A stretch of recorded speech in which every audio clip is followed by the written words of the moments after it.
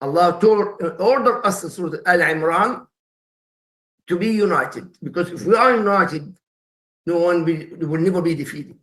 If we are one hand together, working together, we are always on the safe side. And many ayat in the Quran, but Brother Muhammad now, he deals with the police, plus he dealing with Muslims and non-Muslims, schools and outside. So that's why this study very important, Brother Muhammad, to speak about this more than any sheikh. Why? Sheikh can tell you halal haram, my job, halal haram. But him, he lived in a society, Muslim and non-Muslims. Brother Muhammad, this topic, Jazakallah khair, please, especially now when you were president, they were even panicking in the school, outside, even work. Everywhere. In fact, I was in the mall. I was in Apple store in the mall. Oh, yeah, I saw your that? Imagine, go outside, because my t-shirt Palestinian, go outside. Yeah. So if I have a community, everybody will run. Yeah. But unfortunately, believe it or not, only 2 people, non-Arab, told me, oh, you just heard, but you didn't anything, but barely to see that. Yeah. How going to be like this, Brother Muhammad? I think what the biggest thing that we're having, especially now, because like you said, there's a new president, and everybody believes that, I listen to these people talk, Muslims, non-Muslims, that, this is going to be the savior, or this guy's going to save us, or this guy's going to, and I always have to go back to and explain, especially to the Muslims, we're only going to be able to save ourselves if we help ourselves. If we can help ourselves, if we can take care of ourselves, if we can work together, if we can show love for one another, right? And show support for one another. And I think the one thing that we really lack in our ummah, and I think it stems from way back in the days, right? It's just from long time ago. Remember back in the days, we were one Muslim nation. Like we had one big landmass, and you can go cross the borders with no fences, we could just go wherever we wanted to go. Now, they divided us, right? They divided us. After the Second World War. After this, they started chopping pieces up. This is Morocco, this is Algeria, we started naming different countries, and what it did was it created this mindset on our own people that I can't help that guy because he's from Tunisia, and I can't help this guy because he's from Bangladesh. We divided ourselves. We let them divide ourselves mentally. Mentally, I agree. Like in our heads, we believe that we can't help that person because that person isn't from our people. He's not Palestinian, so I can't help him. He's not Lebanese, so I can't help him. He's not, and so we have to. I've been trying to push this on the kids, especially. Like throw all that away, because if you work with kids and you see kids, they don't see race, they don't see color, they don't see that stuff. That's that stuff is kind of like learned behaviors. We teach our kids these things. We teach our kids to like something. We teach our kids to hate something. We teach our kids this stuff. You're right. It's a learned behavior, right? It's not like one day these kids are just born and they just hate you, or they just it's like a learned behavior from the parents, from the community. So what I've been trying to instill in the kids, at least, when you go home, when you talk to your mom, when you talk to your dad, and if you do hear them saying these things, don't go to that person because they're from Syria and we don't like people from Syria. Or don't go to that person right there because they're from Saudi Arabia and we don't like Saudi Arabia. If you hear your parents saying these things, I said, your job as a Muslim son, as a Muslim daughter, is to say, Mom, that's haram. We cannot talk like this. We have to be one people, right? And it's an example of what happened to you. There's a power in numbers. So imagine if you were with 10 people, the 20 people, and they want to try to kick you out of a store for wearing a shirt. But then you had 10 other people or 20 other people wearing the same shirt as you were wearing. You think they're going to kick out 20 people? Impossible. Yeah. So there's strength in numbers, and the people realize, and I really want everybody to understand, we're stronger together, right? And they know that. That's why that's why they create this division. That's why they create this narrative that these people from here are different. These people from here are better. These people from here. But if I hear, and I hear it all the time on social media from non-Muslims who say, things about Islam, about Muslims that I don't even hear a lot of Muslims saying. That these Muslim people are so educated. These people, these Muslim brothers, they have that mindset of one person. These are non-Muslims that I hear these people talking on social media, on TikTok and Instagram.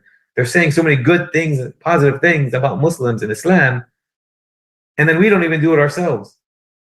We don't act the part, right? And so when you see these people, when you hear these parents, when you hear, I like when I go into a house to help a family, and where are you from? Why does that matter? Yeah. Why does that matter? I'm coming to help you. I'm coming to help your family. It doesn't matter where I'm from. I'm coming to make your family stronger. That's my job, right? And so I'm trying to support you. I'm trying to help you, and I'm not charging you anything. I'm doing it for free out of the love for my Muslims. Ya Allah. Right. And so the first question I get asked is, where are you from? But don't just bro with this kid from, it's okay.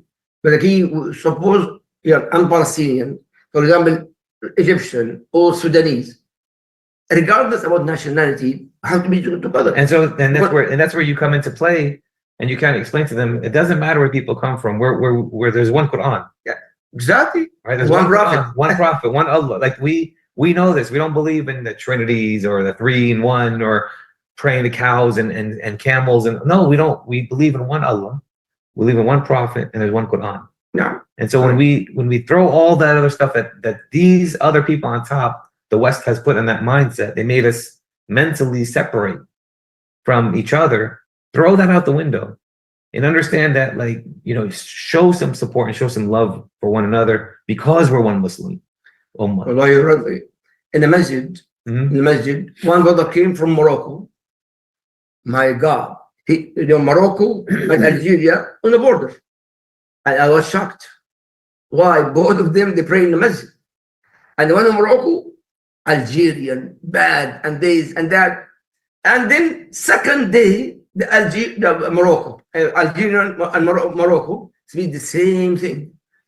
Same. Yeah. Alhamdulillah, it was Thursday, and Jum'ah, as far we are hating each other, we will never even give victory. Yeah. The reason in Palestine until now we occupation 75 years because we are 12 organizations in Palestine. 12 organizations. And it's embarrassing. As a Muslim, you get embarrassed.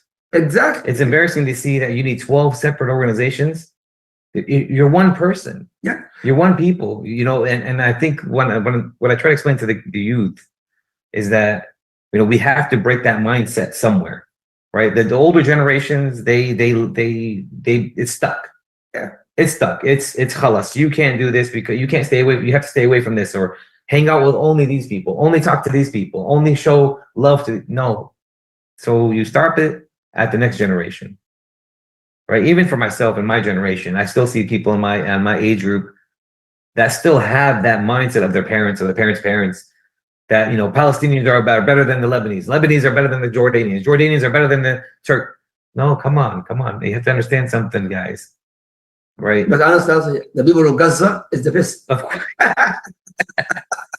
But what I will say is this: I know I go to different institutions, right? Yeah. I go to different faith-based institutions. I go to churches. I go to temples. I go to synagogues. I go to masjids. And I see different things, and I talk to different people. And believe it or not, other people are doing that better than what we're supposed to be doing. Yes. Yeah. You go into these communities and they support each other. They'll buy from each other. They'll sell to each other. They'll take care of each other. And then for us, it's I'm going to go down the street and get from that other person over there who happens to be not a non-Muslim, but it's $2 cheaper. So I'm going to go and buy his stuff. But hey, come on. Yeah. And so you have to really kind of be able to understand that, spend the extra $2 and help your brother out. But Allah mentions that in the Quran, actually, many ayat in the Quran, especially Al-Imran. Every khutbah Jum'ah, I start, Ya ayyuhalladhina amanu taqullah haqqa tuqatih. The ayah after that, all in the Quran, I'm going to make tafsir every Saturday, Asbab al-Nuzul, the reason of revelation. The ayah after that, وَاعْتَصِمُوا بِحَبْلِ اللَّهِ جَمِيعًا وَلَا تَفَرَّقُوا. Be united. Be united together and do not be divided. That's order from Allah. Of course. And what happened here? When this ayah revealed in Medina Munawwar, Rasulullah sallallahu alaihi wasallam who's with him? People disbelieve in Allah and Jewish, majority Jewish. And before Rasulullah, this is SunnahFollowers and everybody watching. Before Rasulullah came to Medina al-Munawwar, used to be a war, hundreds of years war between Al-Aws and Al-Khazraj, two tribes. In Medina al-Munawwar, two tribes, Al-Aws and Al-Khazraj. Then Rasulullah came to Medina, become brothers and sisters and families. But always people try to do something in the community. Where? In the market. In the market, he came and he said, I'm going to mention names now because we have a new president. Well, there's a group, he came to Al-Aws, you are victorious, you are strong. And they went to Al-Aws, and then the other tribe, Al-Khazraj, same story. And in the market, they always killed each other. They killed each other. But that's how you divide. That's how you create division. But that's how you create division. The key is Rasulullah came up. Absolutely. And he said, what? Number one, اتركوها إنها من تنة. Leave it is a stink. Discrimination each other. White and black, this and that. But that's how. But you have to remember, there's books on this stuff. I mean, people can read all this stuff if they want to. It's not a secret. The best way you can control people is by dividing people. Yes. Okay. Agree. And there's 100 books about that.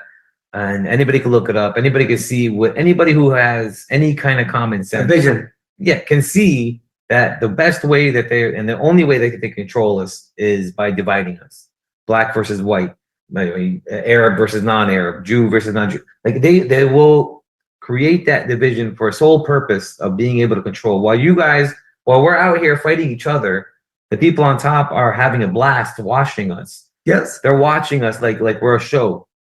Right. And so when you're together, it's not fun for them to watch. When there's one ummah, when there's one people, when there's one love for each other, there's no fun in that. There's no money in that. You can't gain anything. They can't gain anything from us succeeding. I love this statement here. Yes. So what I try to explain to the kids is, you're the generation that's going to stop this. You're the generation that's going to be able to really, really change the way Muslims think. Yes. Right? Okay, we read the Quran, mashallah. Okay, we have kids that hafiz, mashallah. We have kids that understand the Quran. Great. But then on top of that, are you practicing what it says? Right? Even the parents who pay all this money to get their kids educated in the Quran, mashallah, I love it. Great. You spend thousands of dollars on your kids to learn the Quran, to recite the Quran, to memorize the Quran. But are you practicing these things at home? Some people. I just had a class, a graduate Quran class, and all the family, the kids memorize the Quran. And the father and the mom, they make $1,000 to memorize the Quran. Then after they memorize one surah, big surah, imagine 13 years, more than half of the Quran memorized will be. The key, some people, the question here, you mentioned that beautifully. They try to divide us more and more and more, especially now. For example, Biden and Trump and what's her name, the other guy, believe it or not, every masjid was divided. On the podium. Biden, Trump. That's not another problem. The other problem coming soon. Ramadan coming soon. Ramadan's good. Oh, what time? When do we start fasting? What day do we start fasting? But Ramadan, when Hajj time come, everybody agree. Yeah. Allah. That's why we are not united. We're not one hand. But now in SunnahFollowers Online, listen to us, please, brothers and sisters. Yes, we are in small number, few hundred listen to us, maybe us. A person among SunnahFollowers social media over listen to us, maybe us, one person regarding male or female can change the community, change household community to the nation. Let's speak now. We know the problems. And in fact, Rasulullah sallallahu alaihi wasallam, the first and last Hajj, only Hajj, Rasulullah. And not, before that, when Rasulullah, give me attention, when Rasulullah sallallahu alaihi wasallam conquered Mecca, when he conquered Mecca, and he destroyed 360 idols, زحق الحق, destroyed it. And then what? Who's with him? Abu Bakr as-Siddiq, Umar ibn Khattab, the greatest Sahaba with Rasulullah. And he chose what? Rasulullah sallallahu alaihi wasallam, he chose Bilal in the top of the Kaaba, make Allah adhan, the first adhan. The attention here. And he came down, Rasulullah, and Rasulullah, he opened the Kaaba, inside the Kaaba. Inside the Kaaba, Rasulullah choose who? Abu Bakr as-Siddiq, or Umar, or Uthman, or Ali. He chose Bilal, the black one. While he was a slave, he chose a black to go pray together. Only both of them, Rasulullah sallallahu alaihi wasallam and Bilal, the black. Absolutely. That's why. What is that? Why? To be, we are brother and sister supposed to be. For example, sorry to that. No. Recently, a person speak about a person. He claims he's a Muslim. He become Muslim, but we know he is. I don't know the person, but they said it's about his corrupted person. They said I heard. I don't know the person. But the key, they're making fight because of that person. Why? And when I call a word, because a lot of kids follow him. The kids have to learn. Well, that's the parents' job. Right? Yeah? That's the parents. The parents need to tell the kids, hey, listen, that's the guy that you're following. But also us as a da'iyah, so not to be fighting, absolutely. killing myself for a person, and we know who that person is. Yeah. And there's a lot. There's no need. There's a lot of imams and sheikhs that are out there, especially on YouTube. Everybody's a sheikh now. Everybody's an imam. Everybody's a lecturer. Everybody's a dentist. Everybody's a doctor. So you see the power of the internet has on these kids, on the influential of these kids. And what I try to explain to the kids is don't listen to everything you hear. Don't listen to everything you see. And what I try to explain to them is that if you look at how reverts take Islam compared to the people that are born Muslims, if you just watch the love and the passion that they have for the religion, because they weren't, it wasn't given to them. They found it. I agree. Right. And so when you find something and you read about it and you see about it and you open up your heart to it and you open up your eyes to it, you actually read it and you're like, oh my gosh, this is amazing. Yeah. So when I was in South Carolina, a lot of kids actually research the Quran, they came to the masjid, become Muslims. And that's the thing, right? We're given this to us. Like we're born in this, beautiful religion. We're born with it. We have our families. We speak the language, right? We speak the language of the Quran. We have, but we just don't know what it means. So we you should put Muhammad, especially for our kids now. The parents, we know the parents, unfortunately, we are divided. But the kids mostly in public school, more than 90% public school. The problem with public schools as well, it's not what we think it is, right? Public school it's not math, science, English, reading. If it was just this, if it was just math, science, reading, and what they're supposed to learn, that would benefit them in the future, I would say, hey, go to school and learn. But there's so many different variables, right? That come into the education system, not just the bullying, not just the cyberbullying, not just the internet, but you can turn off the TV all you want. You can keep the phones away from your kids all you want. But when you go to a public school, your kids are still going to learn from what those other kids are seeing online. I heard, by the way, I heard some states they stop to have kids to have a cell phone. No, and there is. I heard. Yeah, that's some of the schools, some of the states may have these new rules, but you're not going to be able to still control what they see at home. Yeah. Right? Because what they see at home, they're going to take it to school. And they're going to show their friends. They're going to talk about, oh, did you see this on TikTok? Oh, did you see this on Instagram? Or did you see? And they're going to talk to each other. And so if your kids aren't watching these things and you're trying to, protect your kids from online influences, they're still going to go to the public school system and learn these things. So what I tell the kids, and this is what I tell the 8th graders that are about to go to high school, right? Because a lot of our 8th graders, they don't go to the Islamic high schools. They go right to the public high schools. So they had 8 years in this Islamic school where it was like a nice safe zone for the Muslims to be a Muslim, right? You're all going to a school with all the people of the same faith.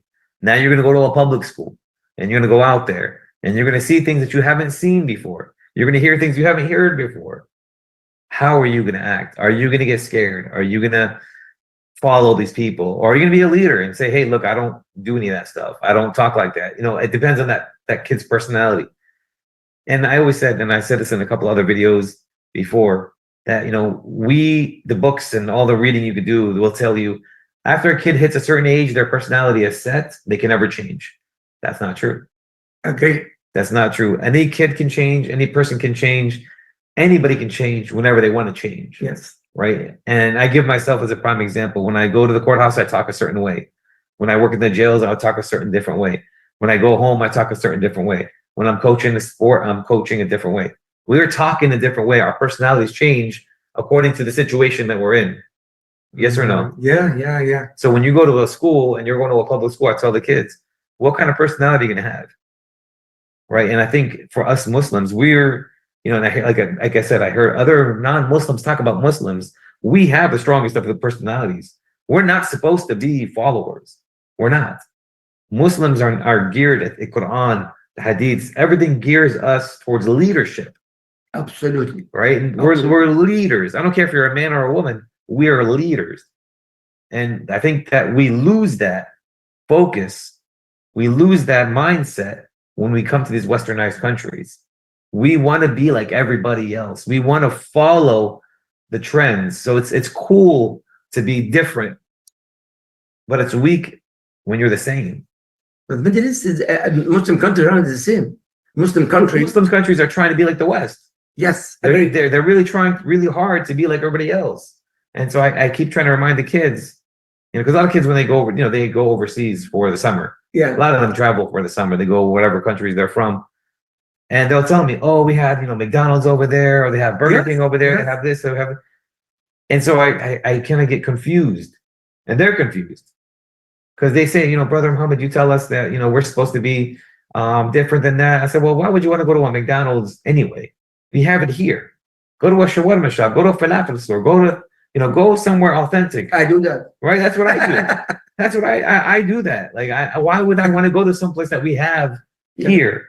Right. So I always try to tell them, like, even talk to your parents that when you go back overseas, don't go to those franchises. Go to the mom and dad stores.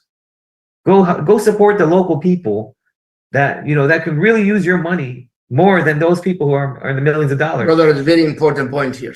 Yes. And I'm not trying to knock anybody down who owns a franchise or mashallah, if you own franchises, go for it. Great. I'm proud of you. And may Allah bless you with more barakah. But I'm talking to the people that don't understand that, they're creating this division for a reason. If we're divided, we're not together, we're not strong.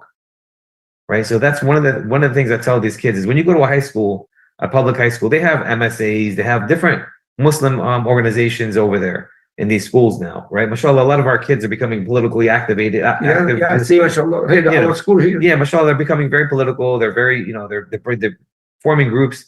Every time I thought, go in there and support each other, figure things out with each other. Go talk to these girls, talk to these, and I tell the boys, go talk to the boys. Go talk to the Muslim boys.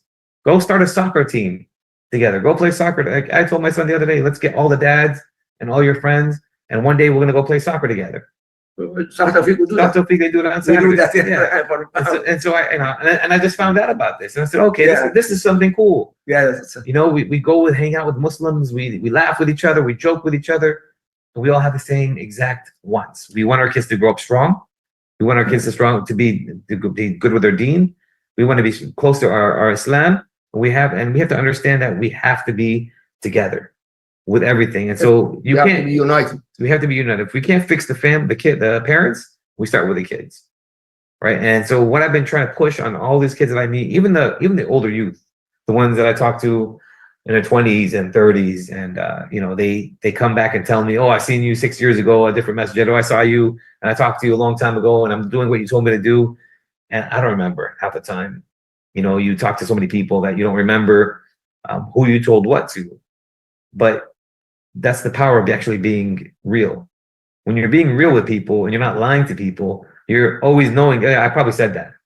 That sounds like something I would say because I'm not going to lie to somebody, right? And so there's a lot of kids that come back in 10 years from 5 years from when I spoke to them, and they'll say, well, I took your advice, brother, and it's working, and you're absolutely right. And, I'm changing my ways. I've done these changes. And some of the kids I've talked to in middle school that are in high school now, 2 years, 3 years in high school, and they see me at the events and they see me at the masjids. Brother, you're right. Everything that is happening that you told me was going to happen in high school is happening. There's so many fights. There's so much haram stuff. They're saying so many bad things. Everything you said when I was in 8th grade is happening now. Yes, agreed. But, it's very important, about the parents. For example, when I finished in Egypt school, I came to America. I told my father, I want to go to America, go to work with NASA. Why? I told my father, I want to go to the moon. And I said, Ibrahim, they went to the moon already. Now look about Mars and Marikh. My father, I'm not going to go to Marikh because, but he's the parents, your goal bigger than the moon. So really, brother, we have to encourage our kids go for a big goal. Plus, in the same time, the friendship with your community, the kid would adopt that. For example, Prophet Mohammed and his wife have a suite, and the kids working together.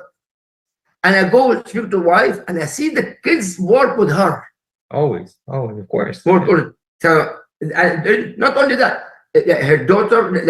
Imagine all of them, they're working together. That's why if we work together, our household is strong, our community is stronger, our nation more stronger. And you can't fix a nation until you fix your house. Absolutely. Right. So when you go, and I'm going to these different masjids, I go to the different masjids all the time every Friday for a different salah. And for my job, I like to see and meet the other Muslims. Hey, how can we help you? How can we do things differently?